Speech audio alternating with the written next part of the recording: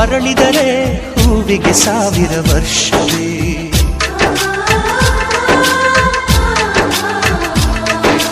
ಕಣ್ಣೆರಡು ಇರಬಹುದು, ನೋಟಗಳೊಂದೇ ಅಲ್ಲವೇ? ರೂಪಗಳು ಎರಡೆರಡು, ಹೃದಯ ಒಂದೇ ಅಲ್ಲವೇ? ಈ ಜೀವನ ಸಂಜೀವಿನಿ, ಇದು ಅಣ್ಣನಾಶಯ, ನೀ ಹೇಳು ಶುಭಾಶಯ.